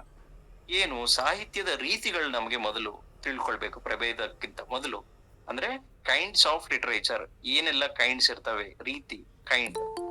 ಸಾಹಿತ್ಯದ ರೀತಿ ಹೇಗಿರುತ್ತೆ, ಒಂದು ಗದ್ಯದ ಇದರಲ್ಲಿ ಇರುತ್ತೆ ಸ್ವರೂಪ, ಪದ್ಯದಲ್ಲಿರುತ್ತೆ, ಅಥವಾ ಇವೆರಡನ್ನೂ ಒಳಗೊಂಡ ಚೆಂಪು ಅಂತ ಹಳಗ ಇದರಲ್ಲಿ ಇತ್ತಲ್ವಾ, ಅದು ಗದ್ಯ ಮತ್ತು ಪದ್ಯ ಮುಖ್ಯವಾಗಿ ಇವು ಸಾಹಿತ್ಯದ ರೀತಿಗಳು. ಇನ್ನು ಕೆಲವು ಭಾಷೆಗಳಲ್ಲಿ, ಸಂಸ್ಕೃತ, ಮಲಯಾಳಮು, ಕನ್ನಡದಲ್ಲಿ ಈ ಚಂಪು ಅನ್ನುವ ಒಂದು ಫಾರ್ಮು ಇದೆ. ಈ ಸಾಹಿತ್ಯದ ರೂಪಗಳು ನಂತರ ಲಿಟರರಿ ಫಾರ್ಮ್ಸ್ ಅಂತ ಕರಿತೀವಿ. ಲಿಟರರಿ ಫಾರ್ಮ್ಸ್ ಅಂತ ಅಂದ್ರೆ ಏನು, ಕಾವ್ಯ, ಕಥನ, ನಾಟಕ, ಇವು ಅಂದ್ರೆ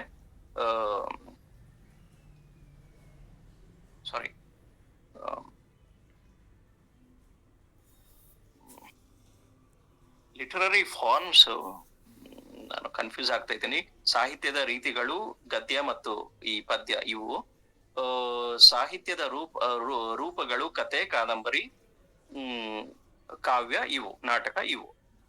ಇದರ ಜೊತೆಗೆ ಸಾಹಿತ್ಯದ ಪ್ರಕಾರಗಳು, ಸಾಹಿತ್ಯಿಕ ಪ್ರಕಾರಗಳು ಯಾವುವು ಅಂದ್ರೆ, ನಮಗೆ ಹಳೆಯ ಇದರಲ್ಲಿ ಮೀಮಾಂಸೆಯಲ್ಲಿ, ಕಾವ್ಯ ಮೀಮಾಂಸೆಯಲ್ಲಿ ಇದ್ವಲ್ವಾ 3 ಮುಖ್ಯ ಪ್ರಕಾರಗಳು ಯಾವುವು, ಇದು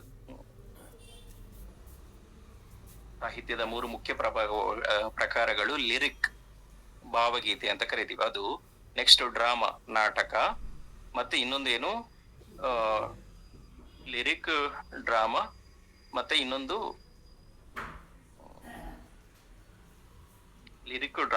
ಟ್ರೇಜೆಡಿ ಅಂತ ಕಾಣುತ್ತೆ. ಇವು 3 ಪ್ರಕಾರಗಳು, ಈ ಸಾಹಿತ್ಯಿಕ ಪ್ರಕಾರಗಳು. ಈ ಎಲ್ಲ ಸಾಹಿತ್ಯಿಕ ಪ್ರಕಾರಗಳಲ್ಲಿ ಮತ್ತೆ ಪ್ರಭೇದಗಳು ಬರ್ತವೆ.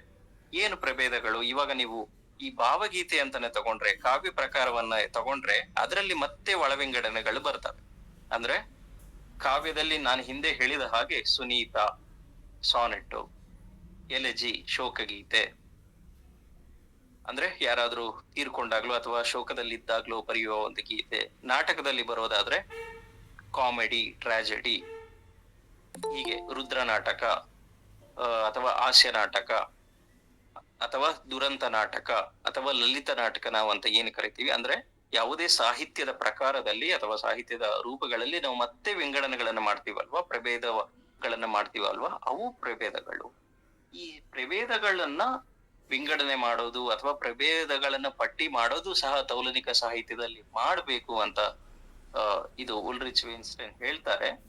ಸೊ ಈ ಪ್ರಭೇದಗಳನ್ನ ಮಾಡಿದ್ರು ಮಾಡದೇನೆ ಇದ್ರೂನು ಹೆಚ್ಚು ವ್ಯತ್ಯಾಸಗಳು ಏನು ಆಗೋದಿಲ್ಲ ಅಂತನೂ ಇನ್ನು ಕೆಲವರು ವಿದ್ವಾಂಸರು ಮತ್ತೆ ಟೀಕೆನೂ ಮಾಡ್ತಾರೆ. ಸೊ ಇವು ಪ್ರಭೇದದ ಅಧ್ಯಯನ. ಸೊ ನೆಕ್ಸ್ಟ್ ಕೊನೆಯದಾಗಿ ವಸ್ತು ಆಧಾರಿತ ಅಧ್ಯಯನಕ್ಕೆ ಬರೋದಾದ್ರೆ, ಯಾವುದೇ ಒಂದು ಈ ಅಮೆರಿಕನ್ರು ಮುಖ್ಯವಾಗಿ ಹೇಳುವಂತಹದ್ದು, ಇಂಗ್ಲಿಷ್ ನಲ್ಲಿ ನಾವು ಇದನ್ನ ಥೆಮೆಟಾಲಜಿ ಅಂತ ಕರಿತೀವಿ.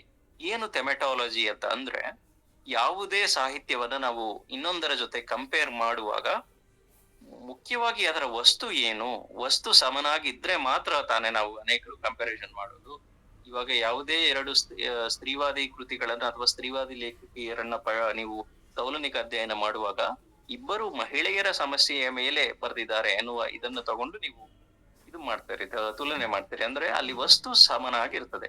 ಆ ವಸ್ತುವನ್ನ ಇವರು ಹೇಗೆ ನಿರ್ವಹಣೆ ಮಾಡಿದ್ದಾರೆ, ಇನ್ನೊಬ್ಬ ಲೇಖಕರು ಹೇಗೆ ನಿರ್ವಹಣೆ ಮಾಡಿದ್ದಾರೆ ಎನ್ನುವ ಒಂದು ಅಧ್ಯಯನ ಇರುತ್ತಲ್ಲ, ಅದು ವಸ್ತು ಆಧಾರಿತ ಅಧ್ಯಯನ. ನಮಗಲ್ಲಿ ನಮಗೆ ವಸ್ತುದಲ್ಲಿ ಸಾದೃಶ್ಯತೆ ಕಂಡು ಬಂದಾಗ ಮಾಡುವಂತಹ ಒಂದು ಅಧ್ಯಯನ. ಇದರಲ್ಲಿ ಮುಖ್ಯವಾಗಿ ಕಂಡು ಬರುವಂತಹ ವಿದ್ವಾಂಸರು ರೇಮಂಡ್ ಟ್ರೌಸನ್, ಇದು ಮಿಸ್ ಆಗೋಗಿದೆ, ಅದು ಎಲಿಜಬೆತ್ ಫ್ರೆಂಜೆಲ್ ಅಂತ ಹಾಕ್ಬೇಕು, ಮತ್ತೆ ಹ್ಯಾರಿ ಲೆವಿನ್. ಈ ಮೂವರು ತುಂಬಾ ಮುಖ್ಯವಾಗಿ ಕಂಡು ಬರುವಂತಹ ವಿದ್ವಾಂಸರು ಯಾವುದರಲ್ಲಿ, ಈ ವಸ್ತು ಆಧಾರಿತ ಅಧ್ಯಯನದಲ್ಲಿ. ಇಂಗ್ಲಿಷ್ ನಲ್ಲಿ ಇದನ್ನ ನಾವು ಥೆಮೆಟಾಲಜಿ ಅಂತ ಕರೀತೇವೆ. ಇದು ನಾನು ಹೇಳಿದ ಹಾಗೆ ಸಾಹಿತ್ಯಿಕ ವಸ್ತುಗಳ ಲಿಟರರಿ ಥೀಮ್ಗಳ ಒಂದು comparative study of literary themes, ಸಾಹಿತ್ಯಿಕ ವಸ್ತುಗಳ ತೌಲನಿಕ ಅಧ್ಯಯನ. ಇಲ್ಲಿ ನಮಗೆ ಮುಖ್ಯವಾಗಿ ವಸ್ತು ಆಧಾರಿತ ಅಧ್ಯಯನದಲ್ಲಿ ನಮಗೆ ಮುಖ್ಯವಾಗಿ 4 ಅಂಶಗಳು ಬೇಕು ಅಂತ ಈ ವಿಲ್ರಿಚ್ ವೇಸ್ಟೆನ್ ಪಟ್ಟಿ ಮಾಡ್ತಾನೆ. ಒಂದು ವಿಷಯ ವಸ್ತು, ಇದನ್ನ ಅವನು ಜರ್ಮನ್ ಭಾಷೆಗಳಲ್ಲಿ ಕೊಡ್ತಾನೆ ಆ ಪದಗಳನ್ನ. ಆ ಪದಗಳನ್ನ ಜರ್ಮನ್ ಭಾಷೆಯಲ್ಲಿ ನೆನ್ಪಿಟ್ಕೊಳ್ಳೋದು ಸಹ ಮುಖ್ಯ. ಒಂದು ಸ್ಟಾಫ್, ವಸ್ತು ವಿಷಯ ಅಥವಾ ವಿಷಯ ವಸ್ತುಗೆ ಅವನು ಸ್ಟಾಫ್ ಅಂತ ಕರೀತಾನೆ, ಅಂದ್ರೆ ಸಬ್ಜೆಕ್ಟ್, ವಿಷಯ ವಸ್ತು ಸ್ಟಾಫ್. ನಂತರ ಬರೋದು ವಸ್ತುವಿನ ರೂಪ, ಯಾವುದೇ ಒಂದು ವಸ್ತುವಿನ ರೂಪ, ಅದು ಗೆಸ್ಟಾಲ್ಟ್. ನಂತರ ಆ ವಸ್ತುಗಳು ಕಟ್ಟಿಕೊಡುವಂತಹ ಒಂದು ಅರ್ಥ, ಅದು ಗೆಹಾಲ್ಟ್. ಮತ್ತು ಕೊನೆಯದಾಗಿ ಅದರ ಸತ್ವ, ಅದರ ಕಂಟೆಂಟ್ ಏನು ಅನ್ನುವಂತಹದ್ದು, ಇದನ್ನ ಅವನು ಇನ್ಹಾಲ್ಟ್ ಅಂತ ಕರೀತಾನೆ. 4 ಇದು ಅಂಶಗಳು, ಒಂದು ವಿಷಯ ವಸ್ತು, ಒಂದು ವಸ್ತುವಿನ ರೂಪ, ಮತ್ತು ಆ ವಸ್ತು ಕಟ್ಟಿಕೊಡುವಂತಹ ಒಂದು ಅರ್ಥ, ಮತ್ತು ಆ ವಸ್ತುವಿನ ಸತ್ವ. ಈ 4 ಅಂಶಗಳು ವಸ್ತು ಆಧಾರಿತ ಅಧ್ಯಯನದಲ್ಲಿ ಮುಖ್ಯ ಆಗುತ್ತೆ ಅಂತ ಉಲ್ರಿಚ್ ವೇಸ್ಟೆನ್ ಪಟ್ಟಿ ಮಾಡ್ತಾನೆ. ಇದಿಷ್ಟು ತೌಲನಿಕ ಸಾಹಿತ್ಯದ ಕ್ರಮಗಳ ಒಂದು ಸಂಕ್ಷಿಪ್ತ ಇದು. ಮತ್ತೆ ನಾನು ಕೊನೆಯದಾಗಿ ಮೇಲೆ ಪಟ್ಟೆ ಮಾಡಿದ್ನಲ್ವ ಭಾಷಾಂತರ ಅಧ್ಯಯನ. ಈ ಭಾಷಾಂತರ ಅಧ್ಯಯನವನ್ನ ಉಲ್ರಿಚ್ ವೇಸ್ಟೆನ್ ಒಳಗೊಳ್ಳಲ್ಲ. ಕೆಲವು ವಿದ್ವಾಂಸರು ಬೇರೆ ಬೇರೆ ದೇಶಗಳಲ್ಲಿ ತೌಲನಿಕ ಸಾಹಿತ್ಯ ಅಧ್ಯಯನ ಮಾಡುವವರು ಭಾಷಾಂತರ ಅಧ್ಯಯನವನ್ನು ಸಹ ತೌಲನಿಕ ಸಾಹಿತ್ಯದಲ್ಲಿ ತಗೋತಾರೆ. ಕನ್ನಡದಲ್ಲಿ ತೌಲನಿಕ ಸಾಹಿತ್ಯದ ಬಗ್ಗೆ ಒಂದು ಪುಸ್ತಕ ಬರೀತಾ ಸಿ ಎನ್ ರಾಮಚಂದ್ರನ್ ಅವರು ಭಾಷಾಂತರ ಅಧ್ಯಯನವನ್ನ ಈ ತೌಲನಿಕ ಅಧ್ಯಯನದಲ್ಲಿ ಸೇರಿಸಿ ಅವರು ಬರೀತಾರೆ. ಕೆಲವರು ಸೇರಿಸ್ತಾರೆ, ಕೆಲವರು ಸೇರಿಸಲ್ಲ. ಭಾಷಾಂತರ ಅಧ್ಯಯನದ ಬಗ್ಗೆ ನಾನು ಹೆಚ್ಚು ಹೇಳಲಿಕ್ಕೆ ಏನು ಹೋಗ್ಲಿಲ್ಲ, ಯಾಕಂದ್ರೆ ಈ ತೌಲನಿಕ ಸಾಹಿತ್ಯವನ್ನು ಓದಿದ ನಂತರದ ಘಟಕಗಳಲ್ಲಿ ನೀವು UGC ನೆಟ್ ಸಿಲೆಬಸ್ ಅಲ್ಲಿ ತೌಲನಿಕ ಈ ಭಾಷಾಂತರ ಅಧ್ಯಯನವನ್ನ ಓದ್ತೇನೆ. ಇನ್ನು ತೌಲನಿಕ ಕಲೆಗಳ ಅಧ್ಯಯನದ ಬಗ್ಗೆನೂ ನಾನು ಹೆಚ್ಚು ಹೇಳಲಿಕ್ಕೆ ಹೋಗ್ಲಿಲ್ಲ. ಅದು ಜನರಲ್ ಆಗಿ ಹೇಳೋದಾದ್ರೆ ಸಾಹಿತ್ಯವನ್ನು ಇನ್ನಿತರೆ ಕಲೆಗಳ ಜೊತೆಗೆ ಹೋಲಿಸಿ ಮಾಡುವಂತಹ ಒಂದು ಅಧ್ಯಯನ. ಅದನ್ನ ಯಾರು ಪ್ರತಿಪಾದನೆ ಮಾಡಿದ್ರು ಅನ್ನೋದನ್ನು ಸಹ ನೀವು ಈ ಸ್ಲೈಡ್ಸ್ ನೋಡಿದ್ರೆ ನಿಮಗೆ ಗೊತ್ತಾಗುತ್ತೆ. ಅಮೆರಿಕನ್ ಶಾಖೆ ಅವರು ಹೆಚ್ಚು ಮಹತ್ವ ಕೊಡ್ತಾರೆ, ಅದರಲ್ಲೂ ಮುಖ್ಯವಾಗಿ ಹ್ಯಾರಿ ಲ್ಯಾವಿನ್ ಎನ್ನುವ ಒಬ್ಬ ಇದು ವಿದ್ವಾಂಸ. ಸೊ ಈಗ ನಾವು ತೌಲನಿಕ ಸಾಹಿತ್ಯದಲ್ಲಿ, ನೀವು ಇವಾಗ UGC ನೆಟ್ ಕನ್ನಡದಲ್ಲಿ ಬರಿತಾ ಇರ್ಬೇಕಾದ್ರೆ ತೌಲನಿಕ ಸಾಹಿತ್ಯದಲ್ಲಿ ಹೆಚ್ಚು ಪ್ರಶ್ನೆಗಳೇನು ಬರೋದಿಲ್ಲ. ನಿಮಗೆ ಒಂದು ಪ್ರಶ್ನೆ ಬಂದೇ ಬರುತ್ತೆ, ಮ್ಯಾಕ್ಸಿಮಮ್ ಎರಡೇ ಪ್ರಶ್ನೆ ಬರೋದು ಈ ಪೇಪರ್ ಇಂದ. ಉಳಿದ 3 ಪ್ರಶ್ನೆಗಳು ಅಥವಾ ಕೆಲವೊಂದ್ಸಲ 4 ಪ್ರಶ್ನೆಗಳು, ಇನ್ನು ಕೆಲವು ಸಲ 5 ಪ್ರಶ್ನೆಗಳು ಅನುವಾದದಿಂದ ನಮಗೆ ಬರ್ತವೆ. ಆದ್ರೂ ಸಹ ಕೇವಲ ನೆಟ್ ಎಕ್ಸಾಮ್ ದೃಷ್ಟಿಯಿಂದ ಮಾತ್ರ ಅಲ್ದೇನೆ ಅನೇಕ ಮುಂದೆ ನೀವು ಸಂಶೋಧನೆ ಮಾಡೋರಿದ್ದೀರಿ ಅಥವಾ ಈಗಾಗಲೇ ಸಂಶೋಧನೆ ಮಾಡ್ತಾ ಇದ್ದೀರಿ. ತೌಲನಿಕ ಸಾಹಿತ್ಯದಲ್ಲಿ ಸಂಶೋಧನೆ ಮಾಡ್ಬೇಕಾದ್ರೆ ಈ ಎಲ್ಲಾ ಕ್ರಮಗಳನ್ನ ನಾವು ತಲೆಯಲ್ಲಿ ಇಟ್ಕೋಬೇಕು. ಆ ದೃಷ್ಟಿಯಿಂದನೂ ಸಹ ಈ ತೌಲನಿಕ ಸಾಹಿತ್ಯವನ್ನ ಹೆಚ್ಚೆಚ್ಚು ಓದೋದು ಮುಖ್ಯ. ಸೊ ಈ 4 ಪುಸ್ತಕಗಳ ಹೆಸರನ್ನ ನಾನು ಇಲ್ಲಿ ಕೊಟ್ಟಿದ್ದೇನೆ. ಅವನ್ನ ನೀವು ಓದೋದು ಈ ಎಕ್ಸಾಮ್ ಪಾಯಿಂಟ್ ಆಫ್ ವ್ಯೂ ಇಂದ ತುಂಬಾ ಮುಖ್ಯ. ಇಲ್ಲಿ ಸರಿಯಾಗಿ ಕೇಳಿಸ್ಕೊಳ್ಳಿ, ಲಕ್ಷ್ಯ ಇಟ್ಟು ಕೇಳಿಸ್ಕೊಳ್ಳಿ. ಈ 4 ಪುಸ್ತಕದಲ್ಲಿ ನೀವು ಕೇವಲ net exam point of view ಓದ್ಬೇಕು ಅಂತಂದ್ರೆ, ನೀವು ಕನ್ನಡದಲ್ಲಿ ನೆಟ್ ಎಕ್ಸಾಮ್ ಬರೀತಾ ಇರೋದ್ರಿಂದ ನೀವು ಫಸ್ಟ್ ಕನ್ನಡದಲ್ಲಿ ಓದ್ಬೇಕಾದ್ರೆ ನಾನು ಕೆಳಗಡೆಯಿಂದ ಹೇಳಲಿಕ್ಕೆ ಶುರು ಮಾಡ್ತೇನೆ. ಮೊದಲು CN ರಾಮಚಂದ್ರನ್ ಅವರ ಪುಸ್ತಕ ಏನಿದೆ ತೌಲನಿಕ ಸಾಹಿತ್ಯ, ಅದರ ಕವರ್ ಪೇಜ್ ಅನ್ನು ನಾನು ಅಲ್ಲಿ ನೀಡಿದ್ದೇನೆ ಕೊನೆಯಲ್ಲಿ. CN ರಾಮಚಂದ್ರನ್ ಅವರ ಪುಸ್ತಕ ಅಭಿನವ ಪ್ರಕಾಶನದವರು ಪ್ರಕಟಿಸಿದ್ದಾರೆ. ಇದು ಮಾರ್ಕೆಟ್ ಅವೈಲೇಬಲ್ ಇದೆ. ಈ ಪುಸ್ತಕ ತೌಲನಿಕ ಸಾಹಿತ್ಯದ ಬಗ್ಗೆ ಈಗ ನಾನೇನು ಎಲ್ಲ ಹೇಳಿದ್ನಲ್ವೋ ಅದನ್ನೆಲ್ಲ ಕಟ್ಟಿಕೊಡದೆ ಇದ್ರೂನು ಇಲ್ಲಿ ಬರುವಂತಹ ಒಂದು ಇಂಟ್ರಡಕ್ಷನ್ ಚಾಪ್ಟರ್, ತೌಲನಿಕ ಸಾಹಿತ್ಯದ ಇಂಟ್ರಡಕ್ಷನ್ ಚಾಪ್ಟರ್ ನಿಮ್ಮ ಎಕ್ಸಾಮ್ ಪಾಯಿಂಟ್ ಆಫ್ ವ್ಯೂ ಇಂದ ಮುಖ್ಯ. ಈ ಪುಸ್ತಕ ನೀವು ತಗೋಬಹುದು. ಇದರಲ್ಲಿ ಒಂದು ಚಾಪ್ಟರ್ ಮೊದಲ ಚಾಪ್ಟರ್ ಓದಿದ್ರೆ ಎಕ್ಸಾಮ್ ಪಾಯಿಂಟ್ ಆಫ್ ವ್ಯೂಗೆ ಅಷ್ಟು ಸಾಕು. ಮೊದಲ ಚಾಪ್ಟರ್ ಈ CN ರಾಮಚಂದ್ರನ್ ಪುಸ್ತಕದಲ್ಲಿ. ಅದರ ಮೇಲಿಂದ ಏನಿದೆ ತೌಲನಿಕ ಸಾಹಿತ್ಯ ಸೂಸನ್ ಬ್ಯಾಸ್ನೆಟ್. ಅದು ಏನು ಅಂದ್ರೆ ಈ ಎರಡನೇದಿದೆ ಅಲ್ವಾ, comparative literature A critical introduction ಅಂತ ಸೂಸನ್ ಬ್ಯಾಸ್ನೆಟ್. ನಿನ್ನೆ ಅವರ ಡೆಫಿನೇಷನ್ ಅನ್ನ ನಾನು ಕೋಟ್ ಮಾಡಿದ್ದೆ. ಅವರು ಬರೆದಂತಹ ಟೆಕ್ಸ್ಟ್ ಬುಕ್ ಇದು ತುಂಬಾ ಇಂಪಾರ್ಟೆಂಟ್ ಟೆಕ್ಸ್ಟ್ ಬುಕ್. ತೌಲನಿಕ ಸಾಹಿತ್ಯವನ್ನ ಎಲ್ಲೆಲ್ಲಿ ಓದ್ತಾರೆ ಅಲ್ಲೆಲ್ಲ ರೆಫರ್ ಮಾಡುವಂತಹ ಪುಸ್ತಕ ಇದು ಕನ್ನಡದಲ್ಲಿ ಅನುವಾದ ಆಗಿದೆ ತುಂಬಾ ಹಿಂದೆ 2008 ಅಲ್ಲಿ, 14 ವರ್ಷದಿಂದ ಅನುವಾದ ಆಗಿದೆ. ಅನುವಾದದ ಸಂಪಾದಕರು ಎ ಶಿವಾರೆಡ್ಡಿ ಮತ್ತೆ ರಾಮಲಿಂಗಪ್ಪ ಬೇಗೂರು. ಇವರು ಅದನ್ನ ಸಂಪಾದನೆ ಮಾಡಿದ್ದಾರೆ ಈ ಪುಸ್ತಕವನ್ನ ಕನ್ನಡದಲ್ಲಿ. ಅದರ ಅನುವಾದವನ್ನ ಅದು ಮಾರ್ಕೆಟ್ ಅಲ್ಲಿ ಸಿಗುತ್ತೋ ಇಲ್ಲೋ ನನಗೆ ಗೊತ್ತಿಲ್ಲ, ಬಟ್ ಆ ಪುಸ್ತಕವನ್ನ ನೀವು